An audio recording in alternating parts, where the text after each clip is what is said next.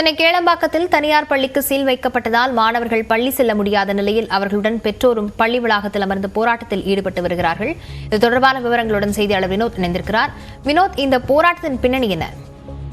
லாவண்யா, சென்னையை அடுத்த கேளம்பாக்கம் பகுதியில் தனியாருக்கு சொந்தமான செயின்ட் மேரிஸ் என்ற மேல்நிலைப் பள்ளி உள்ளது. இந்த பள்ளியில் 1000க்கும் மேற்பட்ட மாணவிகள் படித்து வருகின்றனர். இந்த நிலையில் கடந்த சனிக்கிழமை அன்று இந்த பள்ளியின் அறைகளுக்கு வந்தவர்கள் சீல் வைத்ததாக கூறப்படுகிறது. எதற்காக சீல் வைத்தார்கள் என்று அந்த பகுதி மக்கள் வேந்து பார்க்கையில் அப்போதுதான் தெரிய வந்தது. அந்த பள்ளியின் நிர்வாகம் கடந்த 2018ஆம் ஆண்டு ஒரு தனியார் நிதி நிறுவனத்திடம் ரூபாய் 4 கோடி கடன் பெற்றதாகவும் அந்த கடனை திருப்பி அடைக்காததால் அந்த நிறுவனம் சார்பில் நீதிமன்றங்களில் வழக்கு தொடரப்பட்டு நீதிமன்ற உத்தரவின் பேரில் இந்த பள்ளிகளுக்கு சீல் வைக்கப்பட்டதாக முதற்கட்டமாக தெரிய வந்தது. அதைத் தொடர்ந்து இந்த பள்ளியில் 12ஆம் வகுப்பு 10ஆம் வகுப்பு படிக்கக்கூடிய மாணவர்கள் படிப்பதால் வரும் ஒரு சில காலங்களில் இந்த மாதங்களில் அடுத்த மாதம் அரசு தேர்வு எழுத உள்ள நிலையில் இந்த மாணவர்களின் படிப்பு தற்போது கேள்விக்குறியாக உள்ளது. இந்த பகுதியில் உள்ள பள்ளி அறையில் மாணவர்கள் அமர வைத்து படிப்பு சொல்லித்தர முடியவில்லை, படிக்க வைக்க முடியவில்லை என்ற ஒரு பெற்றோர்கள் குற்றச்சாட்டை தொடர்ந்து இன்று காலை வழக்கம் போல் பள்ளிக்கு வந்த இந்த மாணவர்கள் பெற்றோர்களும் பள்ளி அறைக்கு உள்ளே செல்ல முடியாததால் பள்ளி நிர்வாகத்திடம் முற்றுகையிட்டனர்.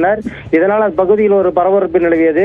தகவல் இருந்த கேளம்பாக்கம் போலீசார் சம்பவ இடத்திற்கு சென்று அந்த பகுதி மக்களிடமும் பள்ளி நிர்வாகத்திடம் பேச்சுவார்த்தை நடத்தி இந்த வருகின்ற அரசு பொதுத் தேர்வு மேற்கொள்வதற்காக மட்டும் படிப்பதற்கான கலெக்டரிடம் ஏதேனும் பேச்சுவார்த்தை நடத்தி படிப்பதற்கான வழிவகை செய்யலாம் என்ற ஒரு பேச்சுவார்த்தை நடத்தியுள்ளனர். தொடர்ந்து அந்த பகுதியில் பள்ளி மாணவர்கள் பள்ளிக்குள் செல்ல முடியாத ஒரு நிலை வருகின்றனர்.